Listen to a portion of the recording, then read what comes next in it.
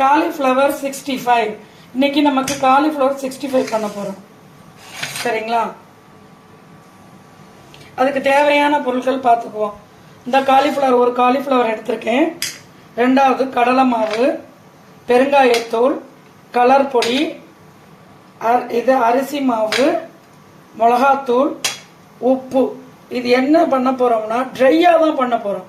எல்லா இடத்துலயும் மாவுல கலந்து கலந்து எண்ணெயில போடுவாங்க. இது அப்படி கிடையாது, ட்ரை. இது எப்படி செய்யறேன்னு மட்டும் பாருங்க.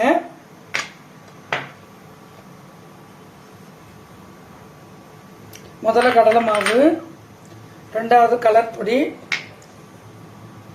தேவையான அளவு இவ்வளவு போதும். அரிசி மாவு,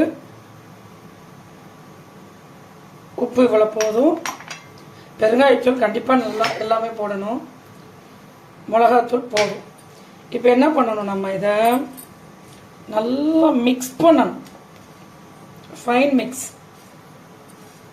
மிக்ஸ் பண்ணிட்டு வாயில எடுத்து வச்சு பார்த்தீங்கன்னா கொஞ்சம் உப்பா தெரியணும். அப்பதான் அந்த காலிஃப்ளவர்ல நம்ம பெரட்டி போடும்போது நல்லா இருக்கும். இந்த காலிஃப்ளவர் எப்படி செஞ்சிருக்கேன் அப்படின்னு பார்த்தீங்கன்னா, குக்கர்ல போட்டு ஒரு சவுண்டு வர்றப்ப அடுப்பு ஆஃப் பண்ணிட்டு வெயிட்ரை எடுத்துட்டு தண்ணிய வடிச்சு எடுத்திருக்கேன்.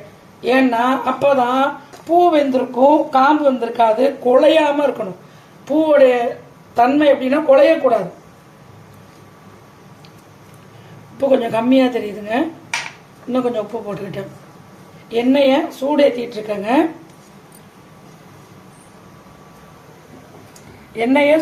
இருக்கேங்க. இப்ப என்ன பண்ண போறோம், போட போறோம் காலிஃப்ளவரை. இது எப்படி தெரியுங்களா இருக்கும், நல்லா கிறிஸ்பியா மொறு மொறுன்னு, என்ன அப்படியே சாஃப்டா இருக்காது, குழஞ்சும் இருக்காது. சாப்பிட்றதுக்கு நம்ம சிக்கன்லாம் சாப்பிட்டா எப்படிங்க இருக்கும், அந்த மாதிரி இருக்குங்க, அந்த டேஸ்ட்ல இருக்குங்க. இந்த பாருங்க, இப்ப போட போறேன் எண்ணெயில.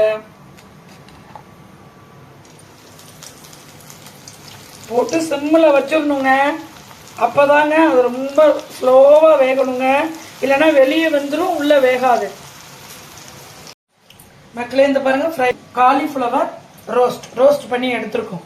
இது ஹீட்டு எண்ணெய் ஏறின உடனே ரொம்ப கம்மியா வச்சு பொரிச்சு எடுக்கணும். ரொம்ப டேஸ்டியா இருக்கும். சரிங்களா? உங்களுக்காக உங்களின் பரமேஸ்வரி, சிவகாசியிலிருந்து.